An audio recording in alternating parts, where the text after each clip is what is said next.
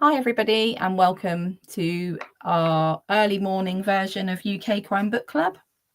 And this morning I'm delighted to be joined by Bronwyn Rivers, who will introduce herself and she'll explain why it's so early in the morning that we're chatting.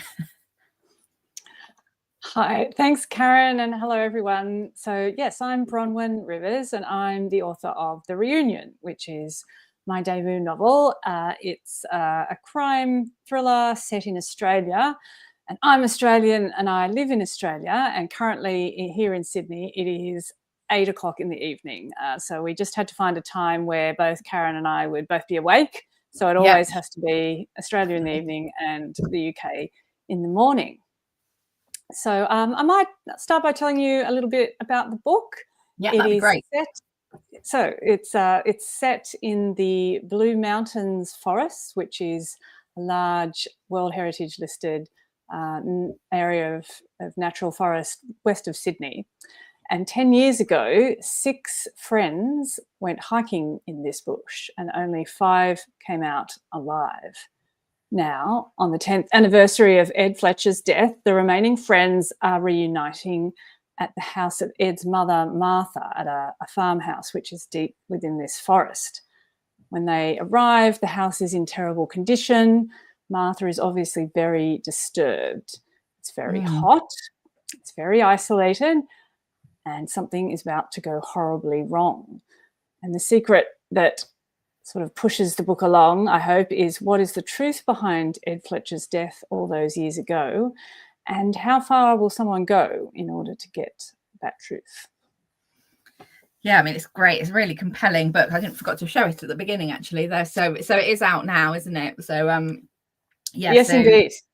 You can get it in ebook and audio and print copy. And I might just mention that photo is of a famous valley in the Blue Mountains called the Gross Valley, and I actually took the photo, which is amazing. Oh, wow, I don't know any other author who's got their photo on the cover of their book.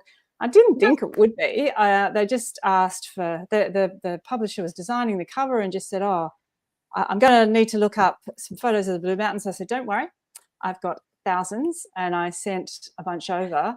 And they did a bunch of different treatments, and that was one of them. We all agreed that was the best. So that's pretty, just an extra little special twist. That's really cool. Yeah, I don't think out of all the people I've interviewed, anybody's ever said that, because quite often people will say, "Oh yeah, I really like that as a cover," but actually I had nothing to do with it. So to be actually able to have your picture on the front of your book is pretty cool, isn't it? Yeah, it is. I mean, they photoshopped the sky, but definitely the valley is one I took. I didn't expect that, so. So I never sort of think of Australia as mountainous. I sort of always think of the bush as being quite sort of desert-like and sort of. So was that sort of the inspiration to set it in this sort of terrain, really? Yes, well, I know what you mean. I mean, it's a very kind of iconic image of Australia, the sort of vast, flat, red desert, which does take up a very large part of the country. If you fly over from Sydney back to the UK, you'll fly over a large part of Australia, and it just, the red, flat earth seems to go on forever. But particularly along the coast, there are mountainous regions, not what Europeans would probably call proper mountains, but definitely a mountain range down the east coast called the Great Dividing Range, and near Sydney in particular, there's some beautiful forests. And the sort of the notable part of the terrain is less the sort of peaks of a traditional mountain range and more these valleys with really steep, sheer sandstone cliffs. So when you explore the mountains, the settlements are actually all along the ridge. And to go really wild in the bush, you go down the cliffs and down into the valleys, which are really wild. And that I did find that landscape really inspiring. It's a place I was taken to year after year as a kid, and I still go there, love bushwalking there. I find it really beautiful, really quite atmospheric. And so when I was sort of casting around for a place to set my book, that was one of the first places that came to mind. Yeah, I mean, it really does sort of lend itself to the story, doesn't it? It's really sort of, you know, that sort of what happens before. So, I mean, actually, do you want to sort of tell us what inspired you to write the book, actually, before we go on to sort of the wheres and whys? Yeah. So, look, I'm a long time reader of crime, like most crime writers, and I kind of grew up on Agatha Christie and Ngaio Marsh and Ruth Rendell and Dorothy Sayers, the sort of golden age. Yeah. And I really enjoyed what sometimes called a country house mystery or a locked room mystery, some people call Yeah, it, where definitely. Yeah. a group of people go to a country house. And, you know, the useful thing for a writer is you've got this little cast of characters thrown together in isolation. They can't escape from each other. And when they're not in their usual place, they're probably not with their usual people. And all these relationships start creating tension when they're kind of forced in together and I can't get away. So for a writer, that's a really useful setting. And I always really enjoyed those books. You got to really explore kind of the motivations of a small group of people. And I thought, I want to write one of them, but I want to set it in Australia. And I want a really kind of atmospheric setting because I love a really strong atmospheric setting in a crime book. And so I was thinking of the parts of Australia that I really do enjoy and know well. And that was one of them. And I think a really kind of dense forest, really isolated, just lends itself really well to that kind of book and to a crime thriller as well, because it's kind of a slightly creepy kind of place as well. The density of the bush, the really sheer cliffs, a bit frightening, all those cliff edges, just a pretty rugged kind of place, really beautiful, but also it's got a sort of element of menace in it that was appropriate here. Yeah, I think as I said at the beginning, I hadn't really ever thought of it, but I think sort of mountain and sort of it's the isolation, isn't it? And the sort of the you know, being away from everywhere, not knowing the surroundings. Because I guess even if you walk in it a lot, there's still that element of coming across something that you've not seen before because it's so vast. And you know, I imagine people who are even sort of, you know, guides and things, you know, probably still come across things that they're not aware of, or well, I think, and I guess that terrain changes. Yeah, I mean, look, it's quite big, and people get lost in it not infrequently, and people get lost in the Australian bush and do tragically die because of exposure, or it's really hot, or they've run out of food or water, or just so it can be a dangerous place. It's not a sort of it's not necessarily benign, and because it's a forest rather than, say, when I lived in England many years ago, I used to go hiking, and we'd hike over the moors, which again really beautiful and quite rugged, but again not forested in that really dense way. So you could sort of see where you were and where you had to get to. You could kind of look down at that town off in the distance and think, I have to get over there. But when you're in this particular forest near Sydney, it's so dense sometimes you can't, you've got no idea where you are. You just hopefully you're on your path and you're going in the right way. And I guess the thing that you probably have there that we don't have here so much is the heat, because you know, I mean, we do get, you know, it is warmer now, but particularly like, because I live in Devon, so I live near Dartmoor and Exmoor, so particularly Dartmoor, the weather can change really quickly and go from being a beautiful sunny day to, you know, absolutely teeming it down. But I guess you don't get that extreme, but then you've got the extreme of the heat. Yeah, it can get really hot, and that's a big deal. When you go hiking in Australia, you're always reminded to tell someone where you're going and take good maps and take water, lots of water. It's it can be a really big problem. So sort of what sort of came first? Was it the idea, the setting? So you obviously said that you like that sort of, you know, that was, so was that sort of like, right, I want to write a crime book, and then the setting came and then the characters, or was it sort of a holistic thing, or did it sort of come gradually? There was one, I mean, I wanted to write a crime book. I wanted to write that kind of country house book. Those ideas were already seething around in my mind, and I did think that the Blue Mountains would be a really good setting. There was one time where I was in the car driving out to a place called Jenolan Caves, which is in the Blue Mountains, and to get there, it's along this really windy road with really steep drops on one side and steep cliffs on the other. And a friend had recently told me about how she and some friends had rented a house for the weekend out in the mountains. And I just had this image in my mind of people driving out to a weekend together. And there was something menacing about the house when they got there, something creepy. And it was kind of those things that sort of was, that was just the sort of this early image that came to me. And I was wondering, so what's menacing about this house? Why are these people so apprehensive about going there? It must be that maybe it's something about the person who's the host when they get there. Maybe it's something about the house sort of falling down, kind of creepy and disturbing. But then the people going there, I thought, are uneasy with each other for different reasons. And I just started teasing that out and what they might be uneasy about. And another common element of psychological thrillers is they very often deal with some sort of big secret from the past that people thought was buried and gone and safely put away, but no, that rears its head up and reaches out and grabs them. So that happens a lot. One early model is Ruth Rendell's A Fatal Inversion, which again is a kind of country house book. It is a group of young people staying in a house. It's really worth reading. It's a slow-paced book, but quite deep and complex. I think she's just draws the characters so well. Yeah, young people going to stay in a literal English country house over summer in the mid-70s, and then I think there's a dual timeline, and the people in the present have to kind of grapple with what happened back then. Which is the same as your book. So indeed, you've got a dual timeline. Was that sort of, did you find that a challenge, sort of writing the dual timeline in? I enjoyed it. I've always been interested in the structure of books. So that's a really kind of nice framework to be writing in.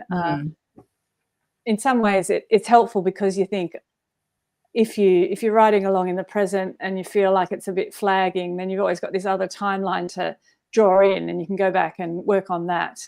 And so you've got to work out the little story arc in each timeline, and then you've got to thread them together in a way that keeps people engaged. So there were a lot of post-it notes being stuck on a big bit of paper and moved around, because you can't just, I mean, I think some books do just do a sort of alternate, but I didn't want to do that. I wanted to make it logical, so I didn't just do one like that. I wanted to make sure there were really logical reasons for when you drop back into the old timeline or drop forward into the current timeline, and that took a fair bit of thinking, but I actually quite like that bit. It's like a bit of a sort of puzzle to fit together and make it all smooth and logical, so I quite like that bit.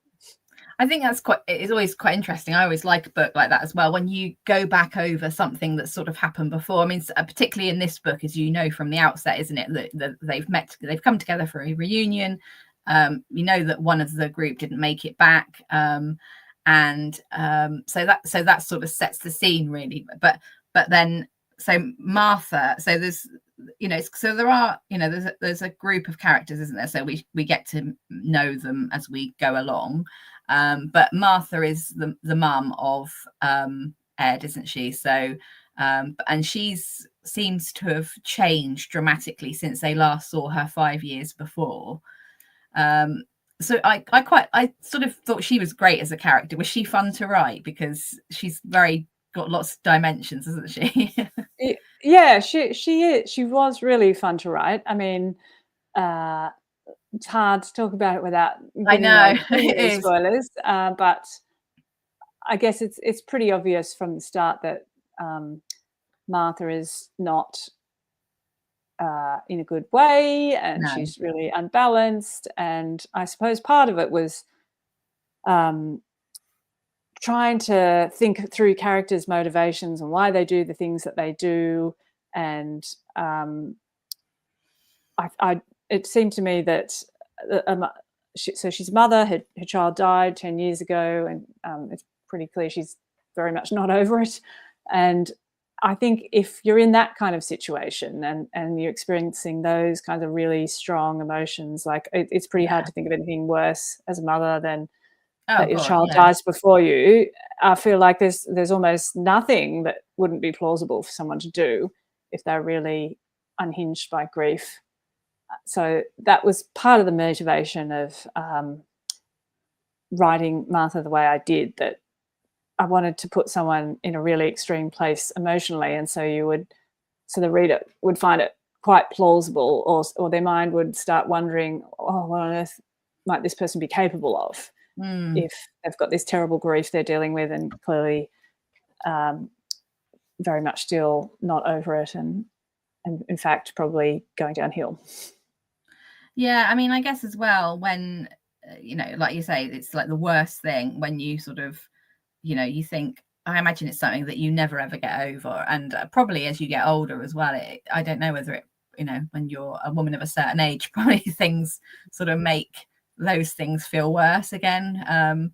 We don't sort of know her exact age, do we, from the book? But no, I don't think we do know her age. I but mean, we she's, know that yeah. we know she's sort of, I guess, midlife, you would say, is probably, because of their, the children that were 10 years ago were now, the young adults are now adults and got their own lives and are moving on.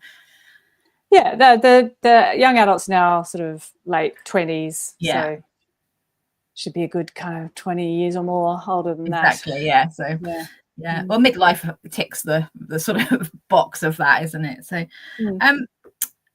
with the characters, because obviously this is your debut debut novel, was writing the character, because I know that you've done academic writing, haven't you? So you've got a doctorate, so that must be quite different to write sort of as academic as it is to do fiction. Oh yeah, it's really different. I mean, I was an academic quite a number of years ago. I left academia a while ago and changed careers. So I've still got my day job. I'm not just a writer of fiction, but it is a completely different mindset, really. I mean, the academic time was really useful to me because to have years and years of being able to just study literature and read how other writers apply their craft and learn about all the different genres and the history of novels. So my thesis was on 19th century novels. Again, I think that's interest in structure and narrative coming through. I've always liked, I mean, I didn't write on poetry, I didn't write on the modernists, I wrote about people who wrote very long novels that kind of had a beginning, a middle and an end, and had that really sort of solid structure. But this is really much more creative kind of way of thinking, and I have to get into I had to be able to clear my mind, and I wouldn't. You hear some writers talk about how they get up at 6 a.m. and do half an hour writing, and then they go and do their day job, and then they come home and do another half an hour. I couldn't write like that. I have to have a chunk of time where I can get in the right mindset and put everything out of my head and just really be able to focus very clearly on this.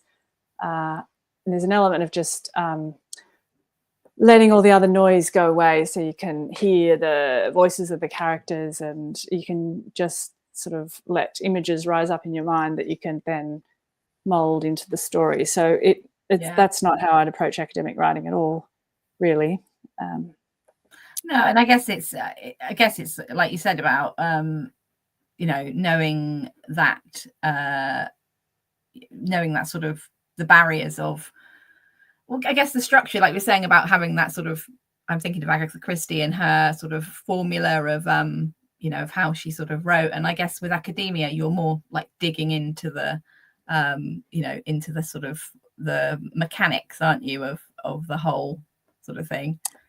Yeah, I mean, if you're an English literature academic, quite a lot of the time you might not be reading the actual literature itself. You might be reading nonfiction that was written at the same time as whatever you're studying. You might be reading academic articles by other academics about that period. So even if your subject matter is 19th century novels or 20th century poetry, you might not be reading that all the time. You'd No. be really feeding other styles of writing into your head as well, and thinking in a really objective, rigorous, structured kind of way. Having said that, I'm not. You will have heard of the plotters versus the pantsers. The Yeah. people fly by the seat of their pants versus. Yeah. I'm very much a plotter, so I don't just kind of That sit doesn't down surprise me, actually. I think with the academia, and. you know, I guess that you have to when you're writing a document of that. I mean, I guess it's a similar size as this as well, but just having that all that sort of, you know, the references and everything, you have to be more, you know, a planner, don't you? Yeah, I mean, look, academics write in different ways as well. I would always sort of think about my argument and think about what points I wanted to make and map it out beforehand. So not everyone does that, but with fiction, there are people who just open up their notebook or their keyboard and just start typing and see what comes through. Yeah. And they will often write lots and lots of words and just let it flow out, and then kind of get rid of half of them or more because they realise it hasn't worked. But they find it useful because they've, in the process of typing freely or writing freely, they've had lots of interesting ideas and thoughts and scenes come up that they can then remodel. But that's not me. I really like to know what the point of the scene is I'm writing and what kind of ground it covers and what sort of information I need to surface in that scene. And usually I will have at least sort of decided on those bits of information before I start to write a given chapter or a given scene. So who were your sort of, was looking at the characters, so we've got did you want to sort of give us a brief overview of the group, because obviously we don't want to go into too much detail because we don't want to give away spoilers, but we've got a group, there's 5, isn't there now? There was 6. Yeah, there's 5 of them. So this is a group of characters. They were all, back in the day, they were all met each other at boarding school in Sydney and got to know each other there in the way that people do when they're living together all the time. And so Ed Fletcher is the boy who didn't make it out of the walk. He was a sort of charismatic, kind of energetic boy. He was the school captain, in some ways the sort of focus of the group, I suppose, the leader. He had a friend, Jack, who was a bit more studious.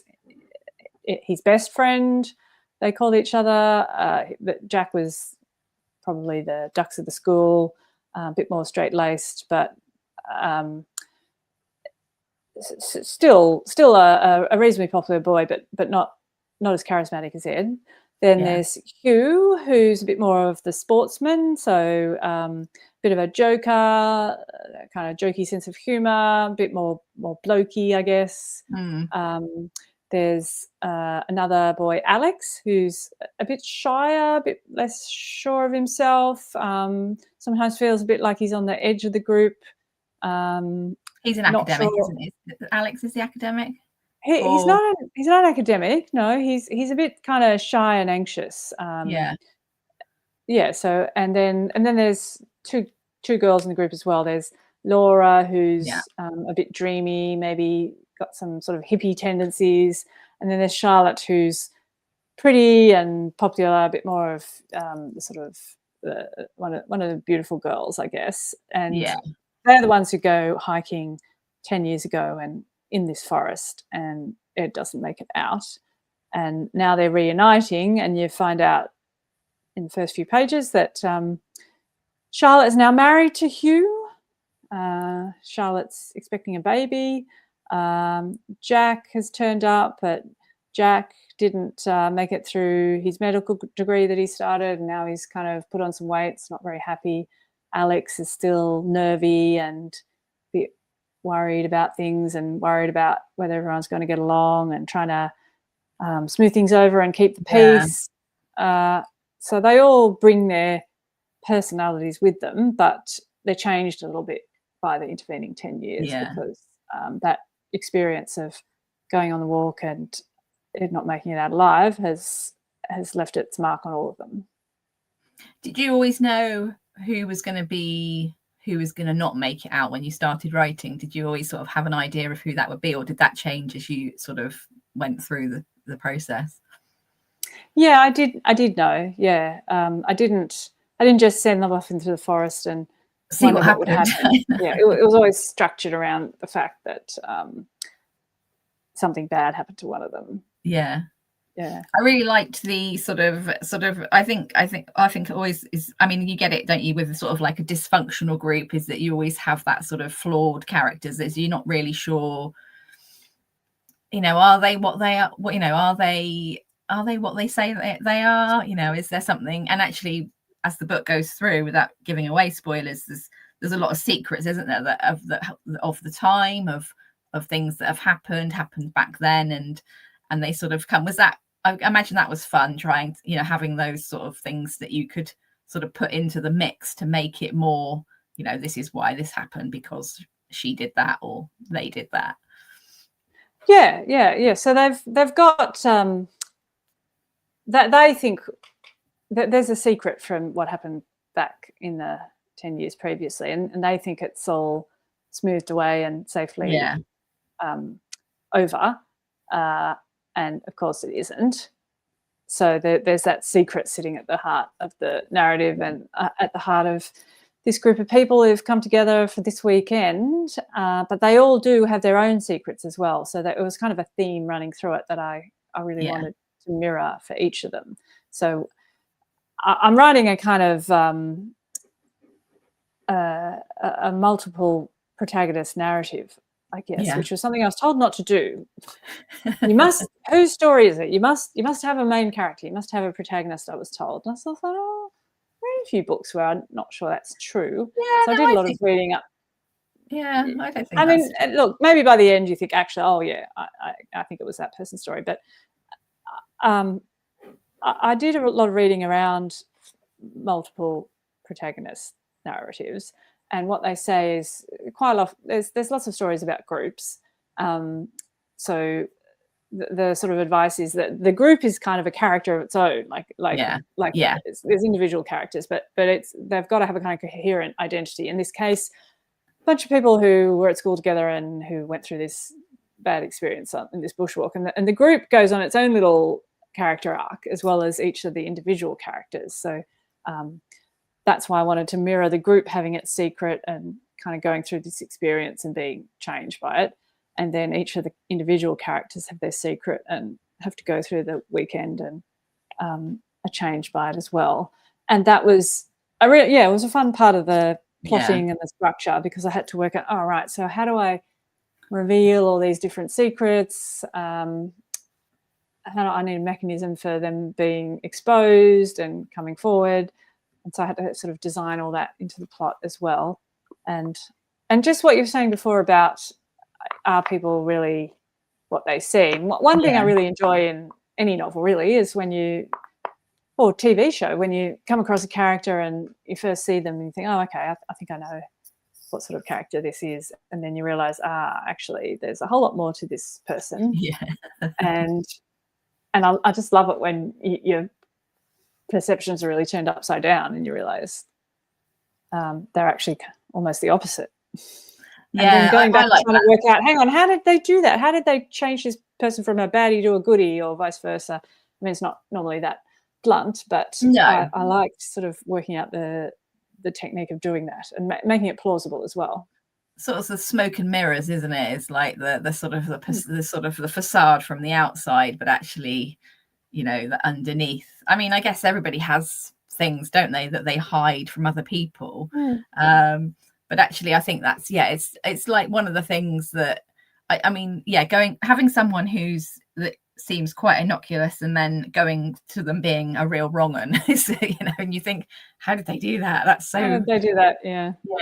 Yeah, that's fun. So was that something that, with the characters and their sort of secrets, was that something that you developed as the book went on? Because you said you're a planner, but did they sort of take on, you know, did sometimes some things come up and you think, oh, that I wasn't expecting them to do that, and then they did, or this sort of comes into your head? Look, I think I planned it, but I did a number of drafts of this book. So I did, some of the secrets changed when I did the second draft, because I thought, I don't know if that's really that plausible, or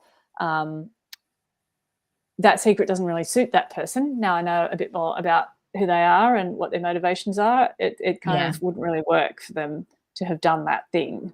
So I did adjust, I guess, for the sake of character consistency and so on. But I knew from the start what sort of thing they would have done. I just had to kind of tweak it and nuance it a bit to make them all fit together and make them quite distinct as well, because one of the challenges when you're writing a book with lots of main characters is that you need the reader to be able to know who's speaking, and if two characters have too many similar characteristics, like, I don't know, if they're both nervous or if they're both anxious, then people start to wonder, oh wait, hang on, which person was that? So it's good to make it easier for the reader and make them nice and distinct. I think that I didn't find, because sometimes I have sort of read books where it takes you a while to get into that, but I didn't actually feel that with this book. I found that it was quite, I sort of got the characters quite quickly, which is obviously a testament to your writing, is that you managed to sort of carve them out. Because I think sometimes when you've got sort of, they're all the sort of same age, there's not anything distinct that sort of stands them out. But actually I think having that sort of, right in the beginning is sort of interesting to I'm glad to hear that, because that is definitely a challenge. I imagine it is, because I mean, it's a challenge reading it as a reader sometimes, is when you have multiple characters, is to try and almost get them into your head, isn't there, when you're to sort of make sure that you're following what they do, and and in the end why they did it. And it's always really difficult talking about crime books because you don't want to give away spoilers. It's like that's a challenge in itself, is to sort of so you mentioned that you still do your day job. So what was your sort of motivation to wanting to, was it just your love of crime, and or was there something that, because obviously giving up the rest of your time, if you're working full time, to write a novel is quite an investment, and a sort of, so what sort of made you think, right, that's what I want to do, I want to write this novel? Look, it is a very long-standing ambition, actually. Like a lot of writers, when I was at school, I did creative writing, I entered competitions, I did okay. So it was always something I felt was a bit of a skill there, and definitely an interest. And I mean, I loved literature and reading and studying it, and I managed to keep studying it for longer than I initially thought possible. So definitely writing and fiction and reading have always been pretty central kind of interest for me. And if you study literature, I found there were quite a number of us interested in creative writing, and maybe a few people would say, oh yeah, I've got a bit of a novel in the bottom drawer. So it's not uncommon for literature students to want to be writers as well.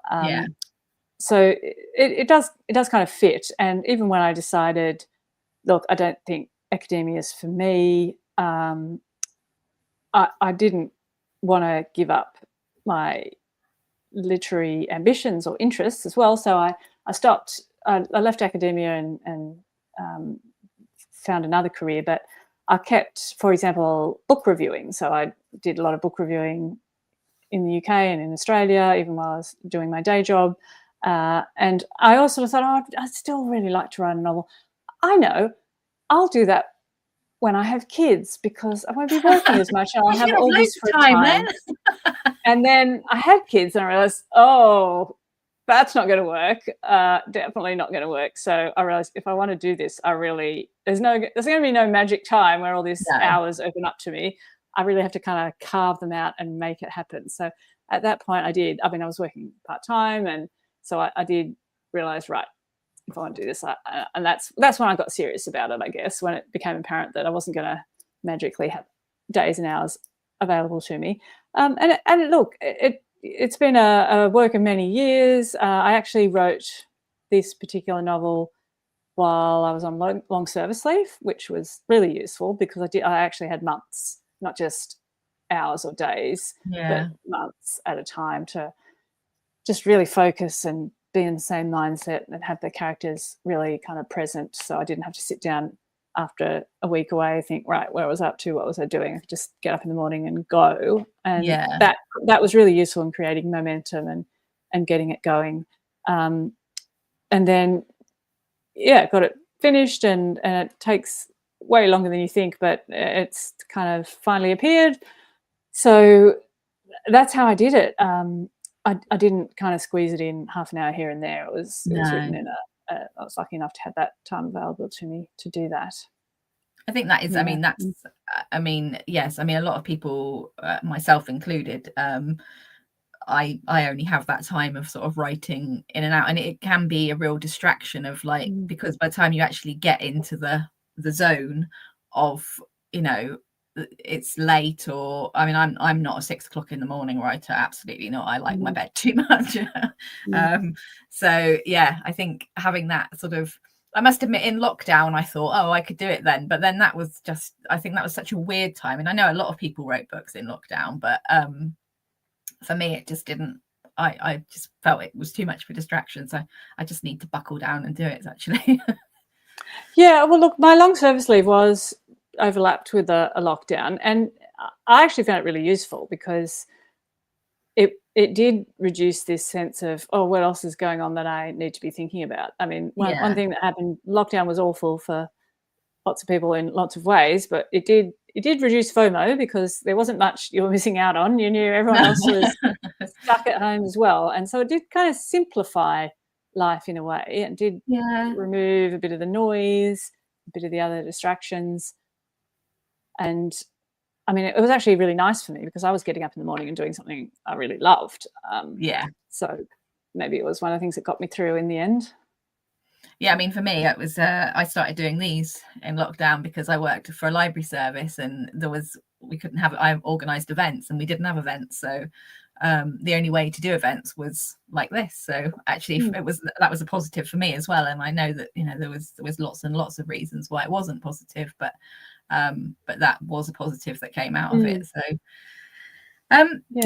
going back to the characters and their sort of friendships and things, I think I found really interesting was the sort of the fact that when you're 16, 17, 18, you know, that you're very different to what you turn into as an adult, isn't it? And was that quite interesting to sort of, you know, you're still guess fundamentally the same person, but your experiences change you, and I imagine, you know, the death of one of their friends changes them all massively, but also life changes you, doesn't it? And other things in your life changes you. And so was that sort of interesting, because almost in some ways you're writing, if I think about what I was like when I was sort of 18 and what I was like at 30, it was like so different. Was that a challenge to sort of, I guess, grow them? It was actually, I mean, but it was part of the interest of it as well. And so I had to give them a change that was still left their sort of essence present and consistent. And I had to make them recognizable as the same person from 10 years previously. And I wanted their changes to be very substantially impacted by what they'd been through as well. So it wasn't just like writing any old character where you need to age them 10 years. It was more, all right, what did this person start out like? What did they want at that point? What were their motivations? And what might a version of them 10 years in the future look like if they'd been through this experience in this particular way? So it was quite useful. And when I think about it, it all made the structuring even more challenging or interesting, the way I'm framing it. Because I had to think, okay, this scene, it's been set in the past or it's set in the present, it's being told from a particular character's point of view, because the other thing that changes is the point of view between the chapters. Not only we're going between the present day and the past, but we're moving between points of view, which is another technique in books I really actually quite enjoy, where you're reading away from one person's point of view and think, oh, okay, I think I've got this story now, and then all of a sudden you're thrown another point of view, and Yeah. and it's I really like it when you see things from a different angle and you realize, oh, they're actually not how I assumed they were from that other person. Sort of, it does show you how we're all individual humans seeing the world in our own particular ways, and we think we're experiencing or perceiving the truth or what really happened, but in fact other people are experiencing things in a very different way and draw very different conclusions. So Yeah. I really enjoy that when I'm reading a book, and so that was something I enjoyed trying to put into my book.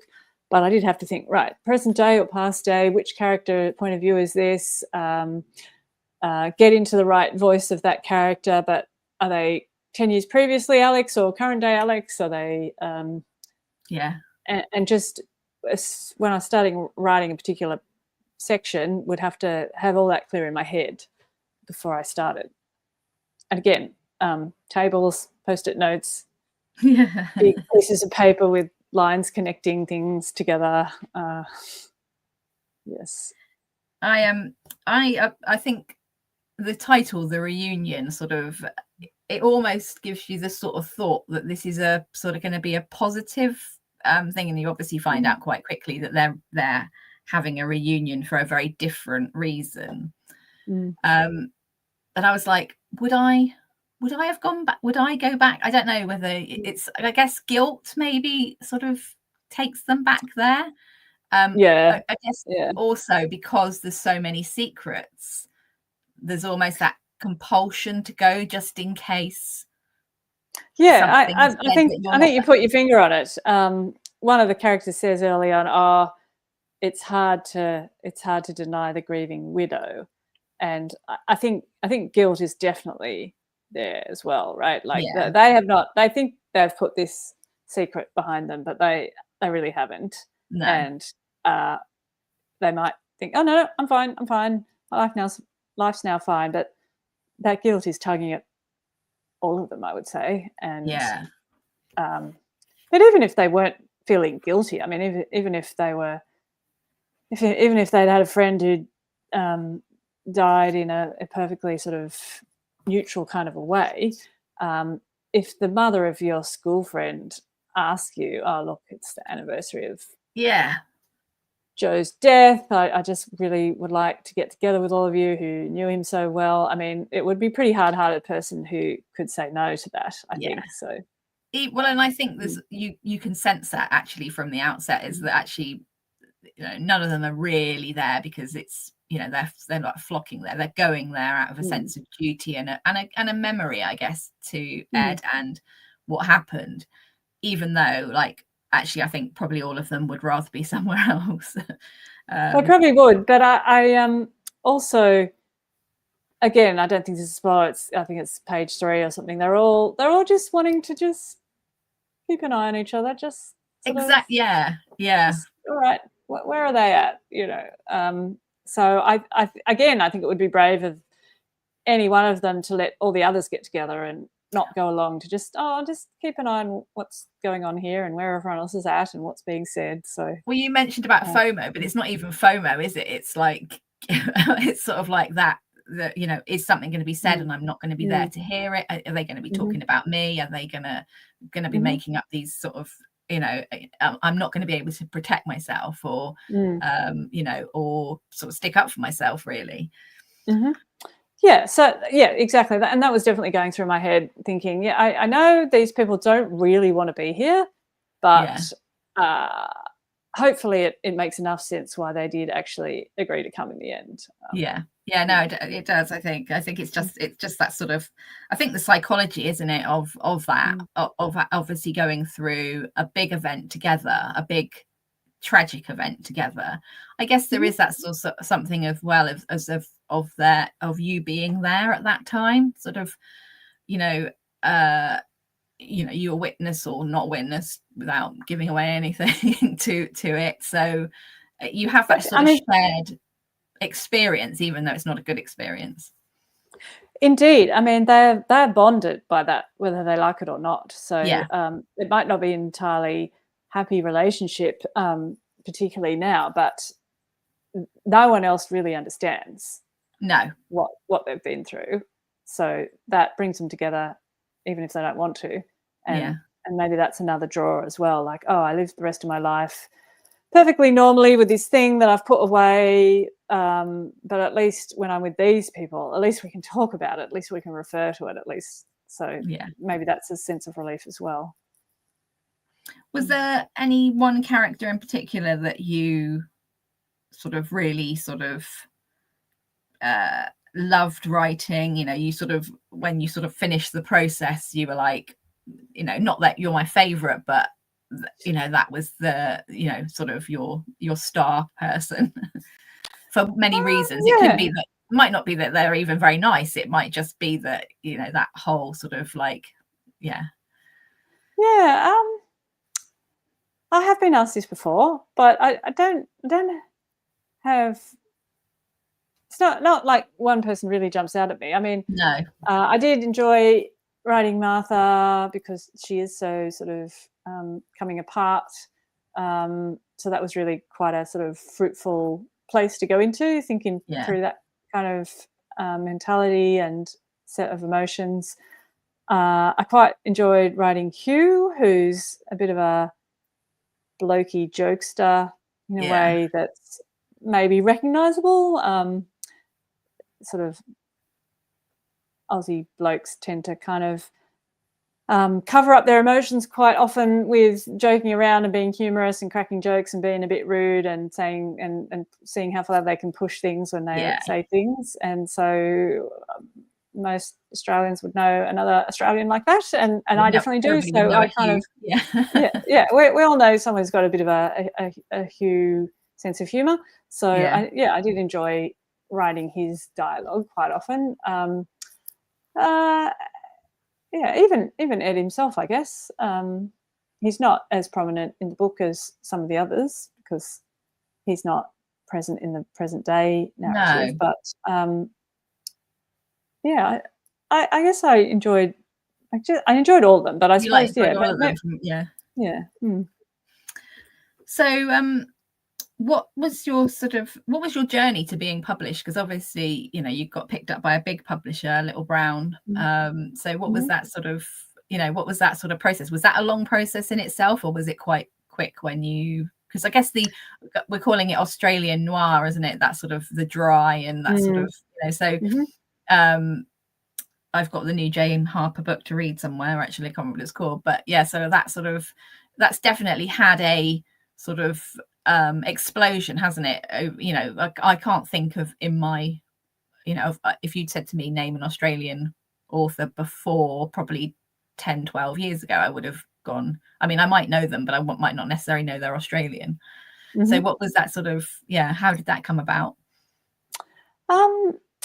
It really has exploded in the wake of Jane Harper. I mean, absolutely, there are Australian crime novelists who preceded her and were really wonderful writers. I mean, there's Peter Temple, really beautiful literary crime writer from Australia. More hardcore kind of urban violence, but a beautiful literary writer. One of our major literary awards, actually. Gary Disher, he's another wonderful crime writer. He's got a new book out as well. Again, set in the outback. It is outback noir. I'm pretty sure he predated Jane Harper, though. But yeah, she just sort of had massive success worldwide and really did open up the field for a whole bunch of writers who've come in the wake of Jane and help find a readership for this kind of setting and this kind of book. After that, but look, it's a very long-standing ambition for me. I've been writing for many years, and so it wasn't sort of like sometimes you hear about people, I want to write a book, so they sit down and write a book, and then they send it out to an agent. Picked up straight away, and off they go to a publisher. A 5-way auction, but that wasn't quite my journey. No, I mean, that isn't most people's. There are a few. There are a few of them out there.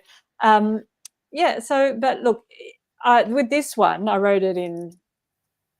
I can't even remember a number of years ago, and kind of wrote a draft and redrafted it, and then polished it up, and then sent it out to agents, and that took a number of months before I got my agent, and then she was sending it out to publishers, and that took a number of months. But then after I got my deal, it wasn't almost 2 years, not quite 2 years before it even appeared. So the wheels did seem to turn quite slowly. I mean, I don't think there's always that much of a gap between signing a contract and seeing your book appear. And so it did actually appear in Australia earlier in the year in hard copy and in ebook and audiobook, and now it's available in the UK in print as well as and audio.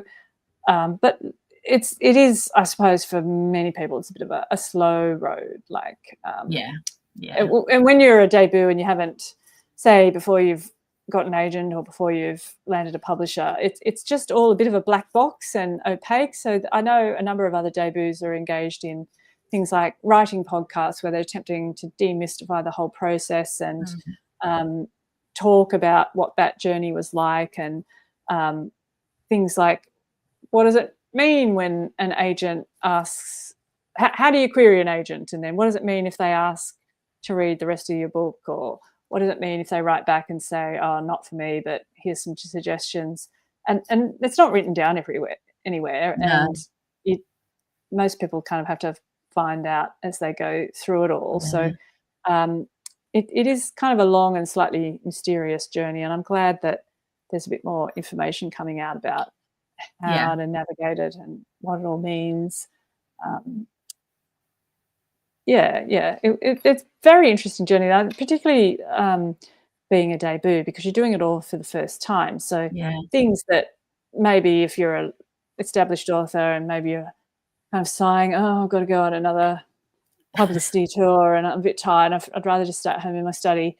But anytime I'm asked to do something, it's always wildly interesting because it's the first time I've done it. So I went to a literary festival a few months back and everything was fascinating.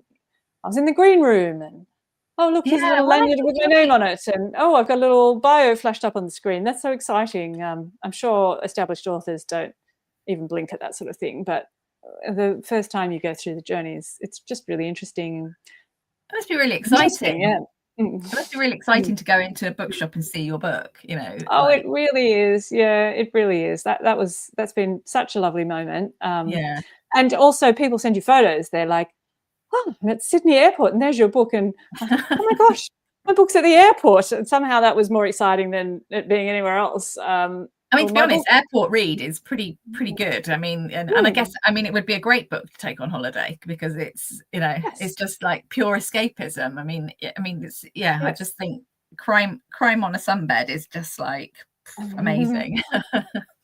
Yes. So look, it's all very exciting, and one of the really nice parts of it is people I know or know distantly, or a friend will text or message and say, oh, look, I just read your book, I really enjoyed it.